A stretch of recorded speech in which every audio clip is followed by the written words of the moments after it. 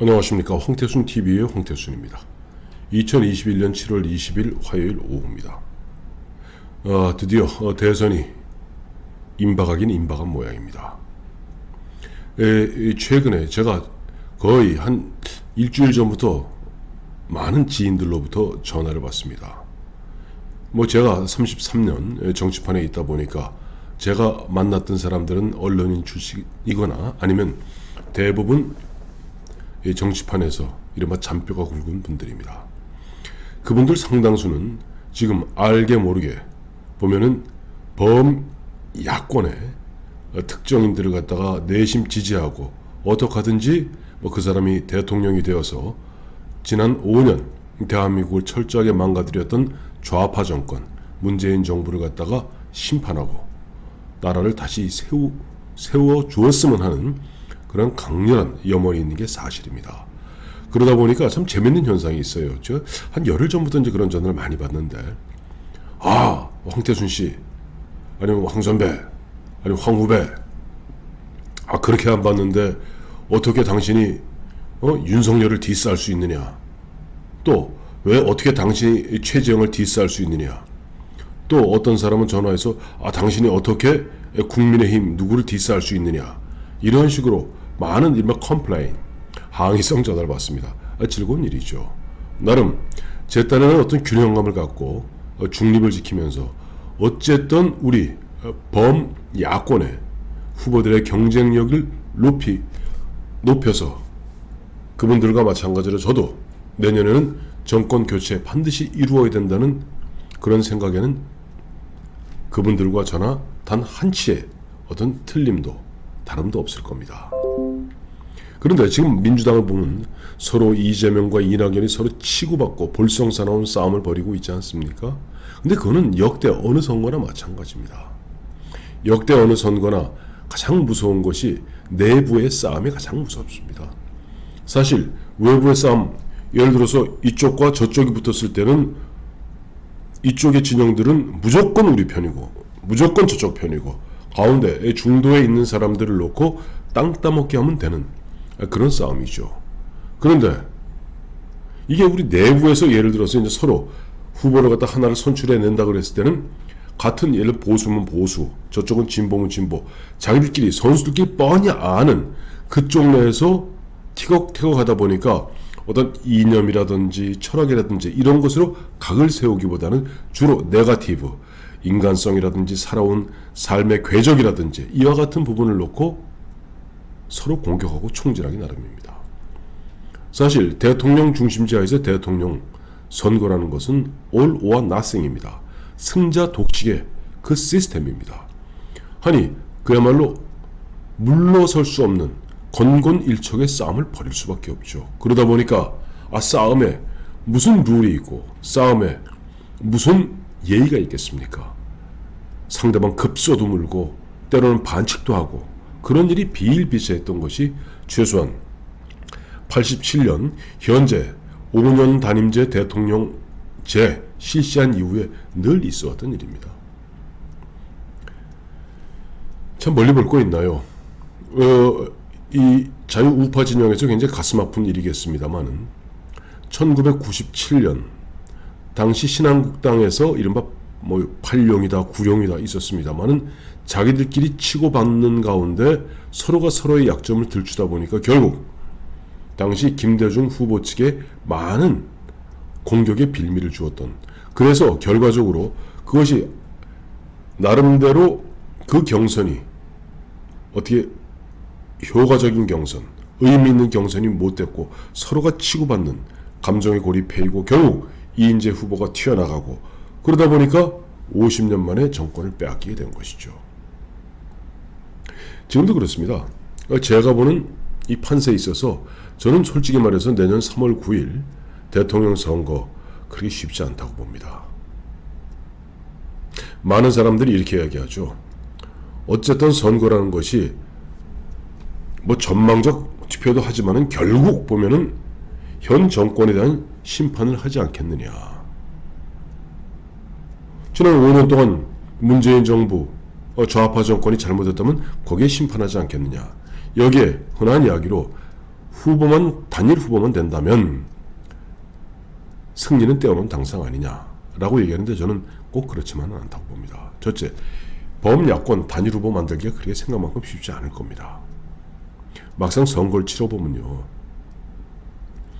쭉 처음에는 자 우리가 최종적으로 각자 각계 약진하다가 최종 마지막 순간에 우리가 국민들의 명령에 따라서 단일 후보를 만들어낼 거야 라고 지금은 다들 그렇게 다짐하고 있겠습니다만은 한 달, 두 달, 석 달, 넉 달 가다 보면은 어느 순간 내 주변에는 세력이 붙기 마련이고 내 주변의 참모들은 자기의 목숨이 걸린 문제가 되는 겁니다. 그러면요, 예를 들어서 야 내가 조금 불리하니까 내가 양보하고 내가 후보도 아니라 이렇게 이야기하는 순간 주변에서 벌떼같이 말리겠죠. 그리고 아무리 냉정하고 아무리 냉정한 후보자라 할지라도 늘 접하는 것은 자기 지지자만 접하게 되어 있거든요. 간혹 뭐 시장이나 이런 데 가서 간혹 앞에서 퇴퇴하는 반대 의견을 가진 사람도 보기 마련입니다만은 주로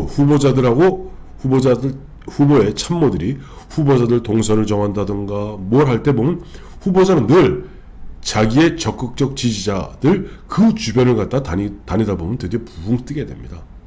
그래서 후보 단일화는 가면 갈수록 어렵죠. 그렇기 때문에 우리나라에서는 법으로 이게 바로 우리 선거법이 2인제 법이라고 합니다만은 옛날 2인제 경기도지사가 경선에 불복하고 튀어나가서 결국 당시 보수가 갈리지 않았습니까? 그래서 그때 그 이후로 만든 것이 경선에 일단 참여하면은 그 경선에 참여한 사람은 불복할 수 없다. 즉 당의 선거에 나갈 수 없다는 이른바 2인제 조항을 만들어 놓았던 겁니다. 법으로 강제하지 않는 한 사실 후보 단일화 굉장히 어렵습니다. 또 두 번째, 지금 많은 사람들이 착각하는 것이 지금이야 문재인이 밉고 지금 문재인 4년 정말 국민이 고통스럽습니다만은 오는 이제 10월 10일 민주당의 이낙연이 될지 이재명이 될지 누가 후보가 된다면은 사람들은 그 이낙연, 이재명을 보기 마련이지 문재인을 보지 않습니다. 추미애를 보지 않습니다. 추미애는 그때 존재감도 없겠죠. 그러니 이제 그런 상태에서 10월 10일 날 뭐 이낙연이 이제 대통령 후보가 되고 11월 10일, 12월 10일, 1월 10일, 2월 10일, 그다음에 3월 9일까지 5개월입니다. 그때 모든 것은 이낙연 중심으로 또 보면 이낙연은 때로는 문재인하고 좀 어떻게 보면 좀 팽팽한 뭐 긴장감도 유도해 가면서 때로는 문재인 정부 4년 반 5년의 잘못된 정책 부분은 과감히 수정하겠다, 교정하겠다 라고 이야기하면서 가게 되는 순간 사람들은 문재인을 심판하겠다는 걸 까맣게 잊기 마련입니다. 자, 문재인 심판의 대상도 사라져버리고 없고 이쪽에 후보 단일화도 되지 않았을 때 과연 쉽겠습니까? 그래서 이제 하나하나 짚어보겠습니다. 우선 전 솔직히 말씀드려서 뭐 어차피 오늘 툭 깨놓고 말씀드리는 거니까 뭐 제가 얘기할게요. 저는 민주당 후보로 지금 이재명이 되기보다는 이낙연이 될 가능성이 훨씬 높다고 봅니다. 뭐 안 그래도 좀 최근에 이낙연이 무서운 기세로 치솟아 올라오고 있고 여기에 지금 보면 굉장히 당황하고 당혹감을 감추지 못하고 있는 이재명 씨, 그야말로 좀 굉장히 좌충우돌하면서 허둥지둥되고 있습니다. 자, 허둥지둥되고 있는 이재명 씨, 결국 이재명 씨에 대해서 이른바 친문과 범친문 이쪽 진영에서의 거부감이 강한데 그나마도 이재명 씨가 계속 기본소득도 얘기하다가 뒤로 물르고 특히 김부선 씨 문제에 완전히 꽉 잡힌 상태에서 계속 허덕거리고 있고 거기에 대해서 딱 부러지게 이야기하지 못하고 있는 이런 상황이라면은 결국 민주당 경선 이렇게 가게 되면은 아마 이렇게 되겠죠. 1차에서 이재명 38, 이낙연 36. 그럼 어떻게 돼? 결선 투표하게 되어 있습니다. 결선 투표하게 되면은 그나마 지금 이재명을 지원하는 게 추미애인데 추미애가 이재명을 지원하면서 추미애 지지율이 쭉 빠지고 있습니다. 왜 그렇겠습니까? 추미애는 오롯이 조국 지킴이로서 이른바 대깨문들이 지원했던 한 사람이 추미애입니다. 근데 추미애가 이재명을 갖다가 측면 지원하고 이재명을 보호하는 이른바 이재명의 유모가 되려 하는 순간 그동안 추미애를 갖다가 지지했던 사람들은 쭉 빠지게 되죠. 이낙연 밀게 될 겁니다. 그러니 제가 보았을 때 10월 10일 아마 그날 결론 못 내고 다시 한 일주일 말미를 더 주어서 한 10월 17일쯤 결선 투표하게 된다면 결선 투표로 가게 되면은 무조건 이낙연 승리고, 솔직히 지금 추세라면 이재명은 더 이상 사이다 이재명으로서 보여줄 게 별로 없습니다.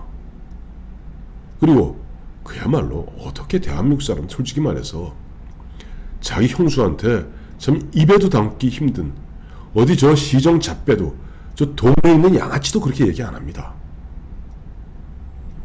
거기다가 참 아유 김부선 씨 얘기하면 우리나라 사람들 아무리 뭐라고 그래도요 저렇게 얘기하는데, 솔직히 말해서 대한민국 유권자들이 퍼스트 레이디, 세컨드 레이디까지 맞을 준비가 되어 있겠습니까? 안 되죠. 그러면 이재명 씨는 기세 좋게 지난 한 10개월 동안 지지율 1위에 그 어떤 부흥 공중에 뜬 느낌은 만끽하셨겠으나 결과적으로 이낙연으로 결론이 날 것이다. 자, 저쪽에 10월 10일 날 이낙연으로 후보가 되었다 칩시다. 그 사이에 이쪽 국민의힘에서 어떤 일이 벌어질까요? 지금 국민의힘에는 최근에 입당한 최재형, 최근에 복당한 홍준표, 유승민, 원희룡, 하태경, 김태호, 윤희숙, 황교안, 안상수, 장기표, 박진, 거기다 조만간 아마 권영세 대외협력위원장은 장성민, DJ의 적자라고 하죠. 장성민 전 의원을 영입할 겁니다. 한 12명이 그야말로 이제 본격적으로 안에서 대선 경선 레이스를 벌일 겁니다. 여기에서 때로는 감정 싸움도 있고 뭐도 있고 할 텐데, 그런 가운데 어느 순간에 4명 내지 5명으로 컷오프 할 겁니다. 그렇게 된다면 솔직히 말해서 지난 2017년 대선에 그래도 출마했던 홍준표, 유승민은 우선 컷오프를 통과하기 쉽죠. 그 다음에 전 누가 될지 모르겠습니다만 지금 뭐 원희룡이라든가 하태경이라든가 김태호, 윤희숙, 황교안, 안상수, 장기표, 박진, 장성민, 그 중에 한 2명 정도. 근데 여기도 최재형까지 있잖아요. 최재형은 보니까 지금 PK 정의화 전 국회의장이 본격적으로 밀기 시작하는 것 같습니다. 또 최재형을 갖다 돕겠다는, 최재형은 입당을 했기 때문에 이준석 대표가 이야기한 대로 외부 인사는 지원하지 말되 내부에 있는 사람에 대해서는 흔한 이야기로 주요 당직자 빼고는 캠프에 참여해도 좋다라고 이준석 대표가 어제 얘기했습니다. 제가 최재형을 갖다가 이제 공개적으로 지지할 의원이 한 10명 가까이 됩니다. 앞으로 더 늘겠죠. 그러니 홍준표, 유승민, 최재형, 그리고 나머지 한 자리를 놓고 이제 뭐 원희룡, 하태경, 김태호, 윤희숙, 황교안, 안상수, 장기표, 박진, 장성민 다툴 텐데, 자 이렇게 해서 이제 11월 10일 이 중에서 어느 누가 후보가 됩니다. 그때까지 현재 흐름으로 보았을 때는 안철수의 국민의당과 합당은 요원하죠. 요즘은 그나마도 최재형 영입한 이후로는 지금 안철수를 까맣게 까먹고 있습니다. 근데 안철수라는 사람이 지난 4년 전에 출마했었고 대선에 뭐 어쩌고저쩌고 그 당시 21% 받았거든요. 정치판에는 한 번 펴준 것이 굉장히 무섭습니다. 미우나 고우나 안철수가 갖고 있는 한 5, 6% 갖고 있습니다. 자, 그 사이에 과연 윤석열은 어떻게 될까요? 저는 윤석열 전 검찰총장 6월 29일 출마 선언한 이후에 오늘도 보니까 대구 가고 며칠 전에 광주 가고 그냥 불이 나게 지금 다니고 있는데, 과연 그런 식으로 그냥 정신없이 다니는 것만이 능사인가 하는 생각을 하게 돼요. 거기다 윤석열, 솔직히 윤석열 총장 그 부인 김건희 씨 문제 지금 굉장히 보면 또 자기 한겨레 신문에서 보면 뭐 조남욱 그 산부 회장과 한때 뭐 윤석열이 당시 대검 중수 이과장으로 흔한 얘기를 스폰서로 접대받았다라고 이제 이야기하고 윤석열 총장 측에서는 버럭 화를 내고 있습니다만은 이러한 식으로 지금 보면은 바깥에서 한 달, 두 달을 가는 가운데 계속 보면은 민주당 편인 언론이 한겨레가 됐던 MBC가 됐던 KBS가 됐던 앞으로 오마이뉴스가 됐던 심지어는 김어준의 교통방송이 됐던 집요하게 윤석열을 물고 늘어질 겁니다. 윤석열 최근에 보니까 지지율이 쭉쭉쭉 빠지고 있는데요. 이런 상태로 결국 11월 10일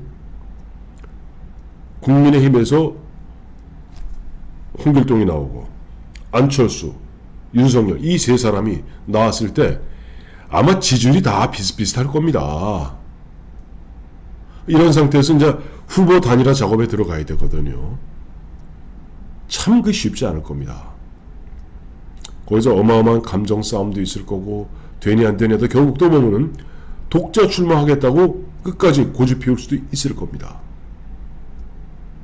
참 이런 상태로서 그런 상태로 가는데 그러면 문재인 대통령과 이 좌파 정권에서는 예를 들어 이낙연이 대통령 후보가 되었을 때 그냥 이낙연 혼자 뛰라고 가만히 놔두겠습니까? 우선 문재인은 보란듯이 탈당해서 조금 이낙연의 부담을 덜어주겠죠.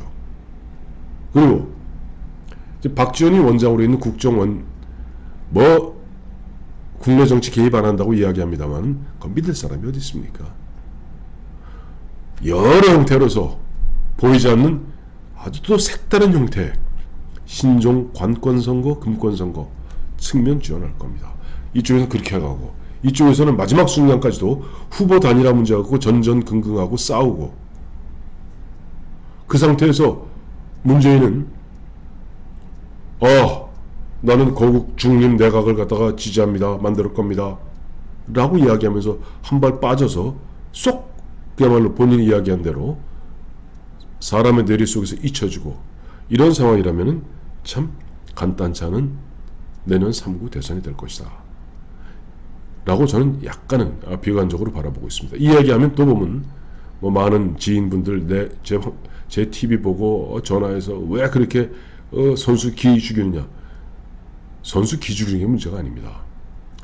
결국 목표는 이기는 것인데 지금 여기에서 입에 좋은 말, 아첨하는 말 근무한다고 뭔 도움이 되겠습니까?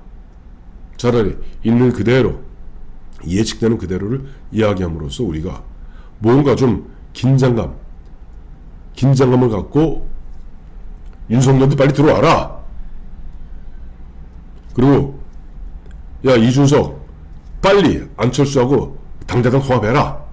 이것저것 가리다가 결국 나중에 죽두밥도 안 된다. 라고 프레스를 가야 될 거 아닙니까? 하여튼 오늘 날도 뜨뜻하고 정신도 혼미한데 하도 한 최근 일주일 동안 하도 평상시 알고 있던 지내던 지인들로부터 하도 그렇게 많은 이야기들을 갖다가 항의성 전화를 받고 보니까 한 번은 내가 이 판을 한번 제가 어떻게 보고 있는가에 대해서 한번 정리해 드리는 것이 옳다 싶어서 말씀드렸습니다.